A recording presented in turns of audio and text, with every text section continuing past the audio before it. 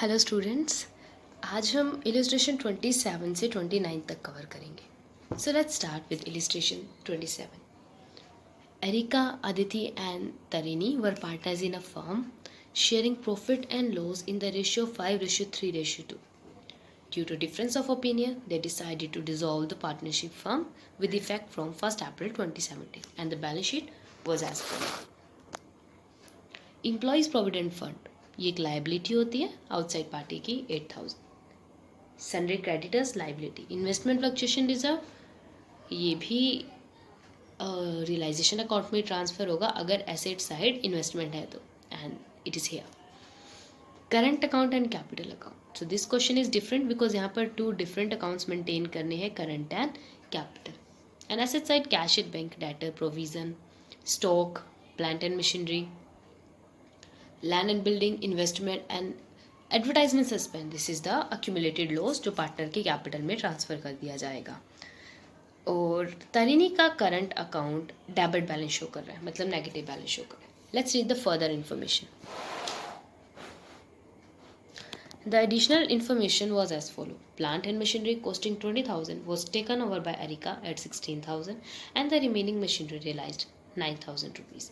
20,000 की machinery areca ने ले ली, बट कितनी की मानी? 16 की. तो एरिका की कैपिटल 16,000 से कम होगी एंड बाकी की जो मशीनरी है उससे 9,000 realise. Land and building 42 investment were taken over by Aditi at 28,000. Investment Aditi ने 28,000 में ले ली. Sundry debtors included a bad debt for 1,000 and the amount was realized from the good debtor subject to a cash discount of 10%. 1,000 rupees के तो bad debts ही हो गए. Total debtor कितने थे? 22,000. इसमें से कितने bad debt हो गए? 1,000. तो 22 में से 1 गया 21,000 एंड 21,000 में 10,000 डिस्काउंट दिया तो 2,100 का डिस्काउंट हुआ, बाकी अमाउंट रियलाइज हो गई. A creditor for 2,000 was untraceable, यानी कि 2,000 के क्रेडिटर्स नहीं मिल रहे हैं and other creditors accepted payment allowing 10% discount. और बाकी जो क्रेडिटर्स हैं बचे हुए उनको 10% डिस्काउंट पर पेमेंट कर दी. Erica was allowed to retain the whole of the stock as per her remuneration for services rendered by her in course of dissolution of the firm. Erica ने सारा स्टॉक रख लिया अपने पास एंड वो एज अ रेम्यूनरेशन रखा, क्योंकि जो डिसोल्यूशन का वर्क है वो एरिका ने किया, फॉर दैट वो स्टॉक रखा. तो बिकॉज यहाँ पर स्टॉक एक रेम्यूनरेशन के लिए लिया गया, इसलिए एरिका की कैपिटल को कम नहीं किया जाएगा. हाँ, अगर वो सिंपली स्टॉक लेकर जाती तब एरिका की कैपिटल को कम करते. And you are required to prepare realisation account, partners capital account and bank account. Let's start this question. First of all cash at bank given है, इट मीन्स बैंक का balance given है जो bank account में note किया जाएगा. To balance BD, कितना balance है? 20,000 रुपये. Next is debtors. डेटर्स कहाँ जाएंगे? रियलाइजेशन में. To debtors. डेटर्स हैं 22,000 के. जैसे ही डेटर्स ट्रांसफ़र किए वैसे ही प्रोविज़न भी ट्रांसफ़र हो जाएगा. Provision for doubtful debts amount is 2,000 rupees. Next is stock. Stock 12,000. Plant and machinery 30,000.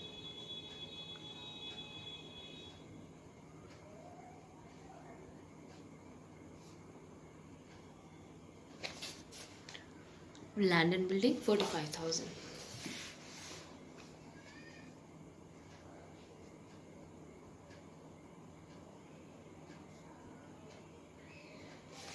After that, investment 35,000.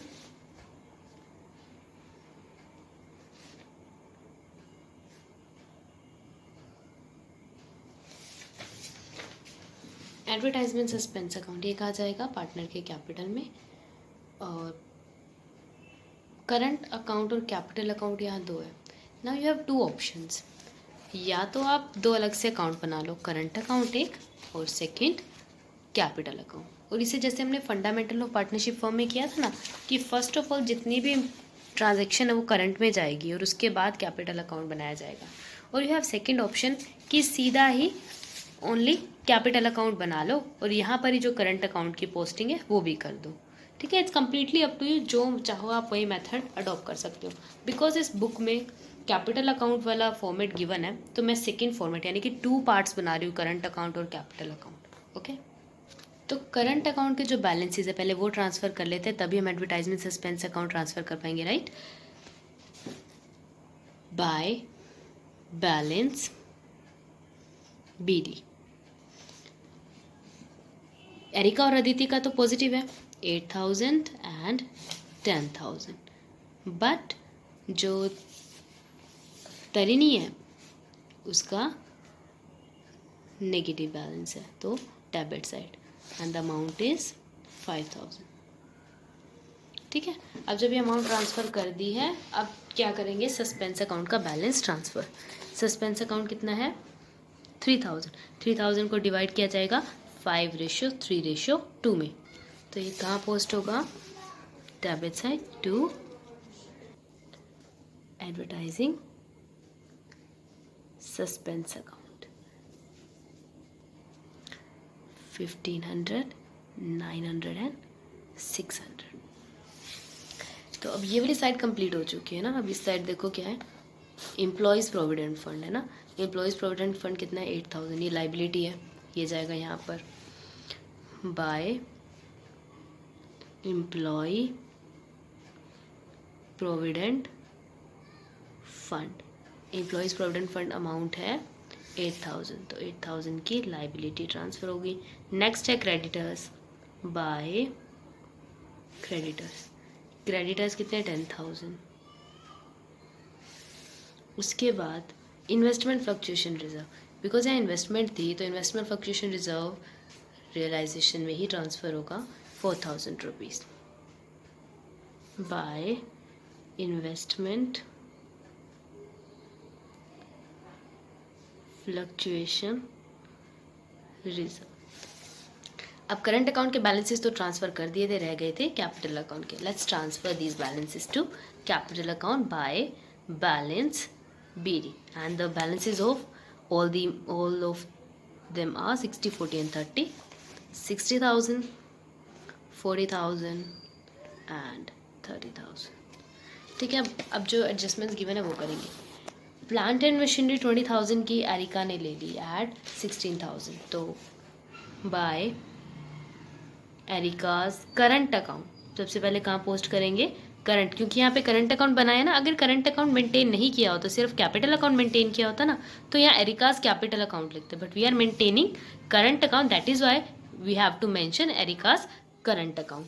कितने 16,000 में लेकर गई है, तो 16,000 से एरिका की कैपिटल कम होगी ड्यू टू रियलाइजेशन। रियलाइजेशन की वजह से ब्रैकेट में रीज़न लिखेंगे, क्या लेकर गई है, इन्वेस्टमेंट, इन्वेस्टमेंट टेकन, तो यहाँ पर भी रीज़न लिखना है, इन्वेस्टमेंट टेकन बाय एरिका।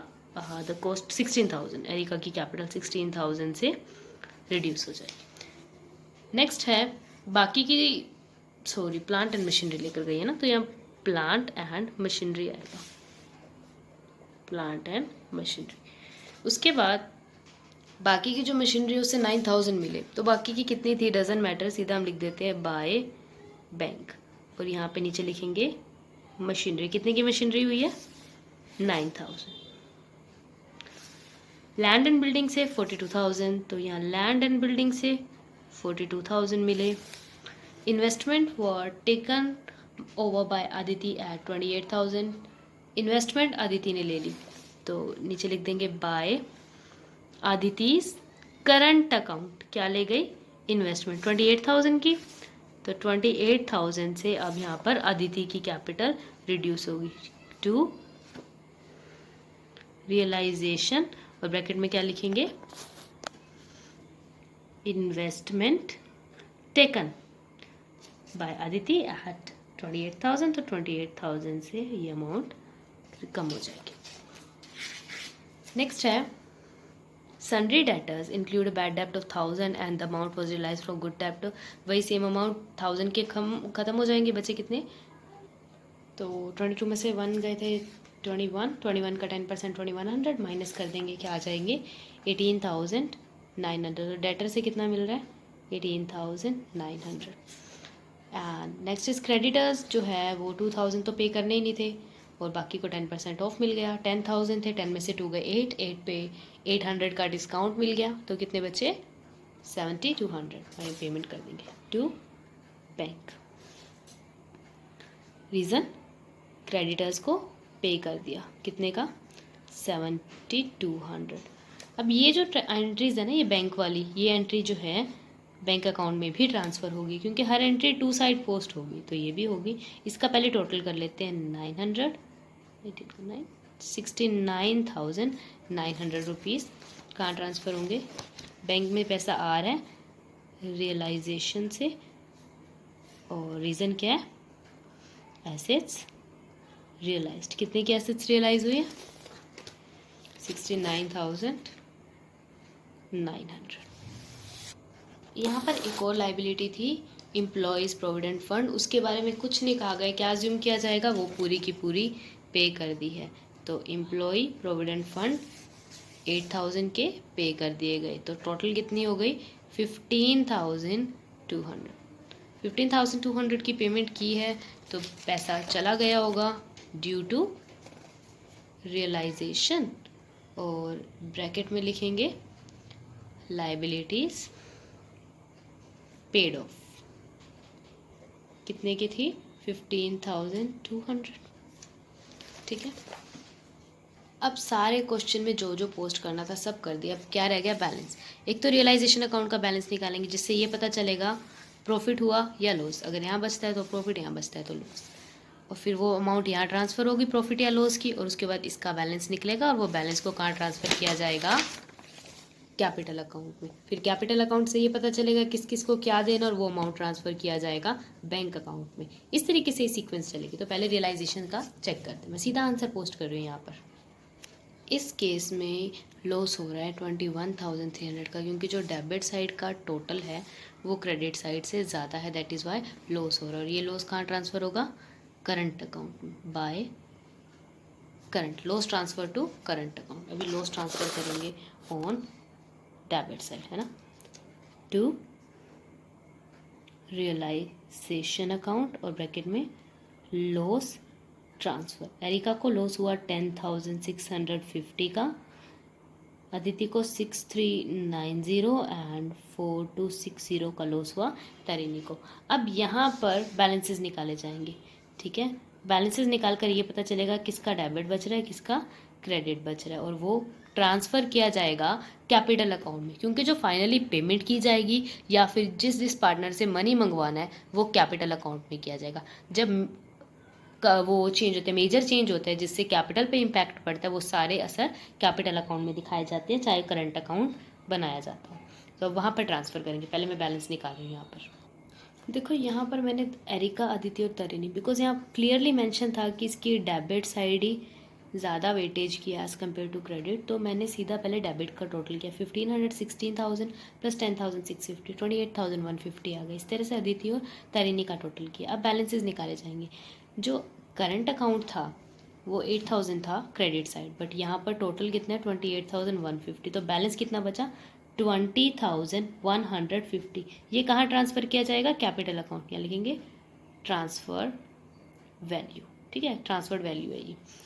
अब अदिति का देखो टोटल वैल्यू थी, जो टोटल डेबिट साइड का टोटल था 35,290, बट क्रेडिट साइड 10,000 था, तो अदिति का ट्रांसफ़र होगा 25,290।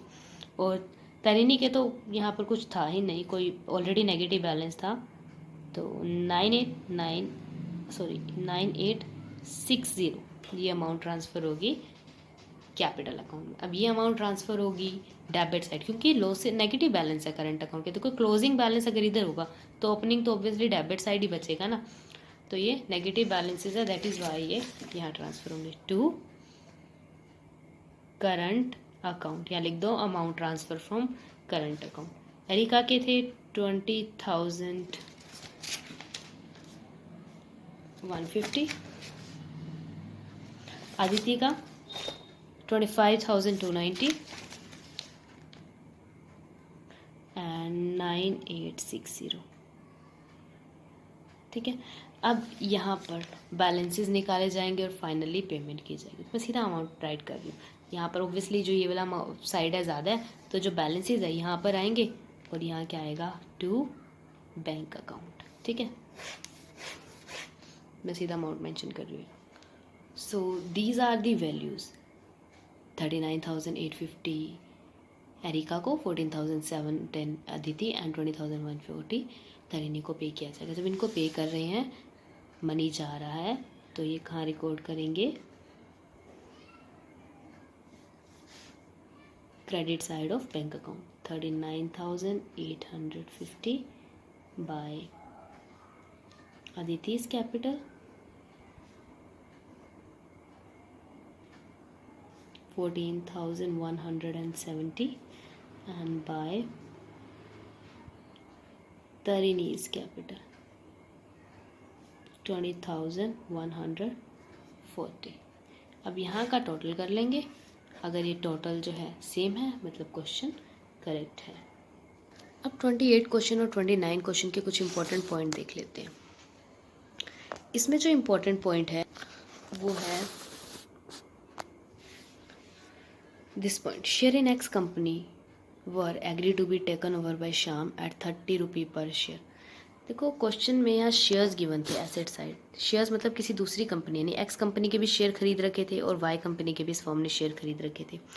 अब जो एक्स कंपनी के शेयर है वो श्याम लेकर जा रहे हैं 30 रुपीज़ का ईच शेयर कंसिडर करके। 100 का 1 शेयर है, 30 के कितने हो जाएंगे, 3000 रुपीज़ के, जबकि शेयर की वैल्यू 5000 है। श्याम 3000 के शेयर लेकर जा रहा है, इसलिए श्याम की कैपिटल 3000 से डिडक्ट होगी। और shares in Y company was valued at 12,000। All partner divided this share in their profit sharing ratio. 12,000 के शेयर जो वाई कंपनी वाले थे वो, सॉरी वाई कंपनी के जितने भी शेयर थे उनकी वैल्यू 12,000 हुई, और वो सभी शेयर पार्टनर ने आपस में डिवाइड कर लिया अपने प्रॉफिट शेयरिंग रेशियो में, जबकि पार्टनर्स का कोई राइट नहीं है इसे डिवाइड करने का, इसलिए इन पार्टनर की कैपिटल कम होगी। तीनों पार्टनर की, राम की भी, श्याम की भी, मोहन की भी, और इनका जो रेशियो है जो क्वेश्चन में 2:2:1 है, ठीक है, उससे इनकी कैपिटल रिड्यूस हो जाएगी। जैसे कोई पार्टनर एसेट लेकर चला जाता है, वो जो करना होता है सेम इसमें करना। बाकी क्वेश्चन बिल्कुल सेम है, हो जाएगा। एंड 29th इलस्ट्रेशन में जो इंपॉर्टेंट पॉइंट्स है वो है C, D and E. In C point, one of the creditor for 10,000 was paid, only 3,000 in full settlement of his account. एक क्रेडिटर जिसको 10,000 पे करना था उसे सिर्फ 3,000 पे किए जा रहे हैं।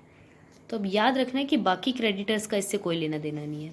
इसके लिए क्वेश्चन में देखना पड़ेगा टोटल क्रेडिटर्स कितने थे। टोटल क्रेडिटर्स 80,000 है, जिसमें से 10,000 के क्रेडिटर्स 3,000 लेने को रेडी है, तो बचे कितने, 80 में से 10 तो खत्म ही हो गए, बचे 70,000। और 70,000 के बारे में क्वेश्चन में कुछ नहीं कहा गया, तो फिर तो ये पैसे पूरे दे दिए जाते। बट इसके बारे में ई पॉइंट में कहा गया है balance of the stock was handed over to the remaining creditor in full settlement of their account. यानी बाकी के जितने भी स्टॉक बचा वो सारा क्रेडिटर को दे दिया और उनका अकाउंट सेटल कर दिया गया। इसलिए जो ये 70,000 के क्रेडिटर्स हैं इनकी कोई ट्रीटमेंट नहीं करनी है, तो अल्टीमेटली क्रेडिटर को सिर्फ 3,000 पे करना है। ठीक है, अब डी पॉइंट में देखो, building were auction for 1,80,000 and the auctioneer's commission amounted to 8,000। देखो जो बिल्डिंग से 1,80,000 रियलाइज हुए, बट ऑक्शनर ने अपना कमीशन भी लिया, तो फर्म के हाथ में 1,80,000 थोड़ी आए, फर्म के हाथ में तो 1,72,000 आए, 1,72,000 आए। तो इसलिए बिल्डिंग की जो वैल्यू लिखेंगे ना जो रिसीव हुई, वो 1,72,000 लिखेंगे, ना कि 180, सीधा ऑक्शनर का कमीशन वगैरह माइनस करके। ये पॉइंट हम ऑलरेडी कर चुके हैं, वही था, बस बाकी सब क्वेश्चन सेम ही है। Hope you understand today's lecture. In case of any problem you can contact me. आपको ये तीनों इलस्ट्रेशन ट्राई करने हैं, then you have to try the practical question. Thank you.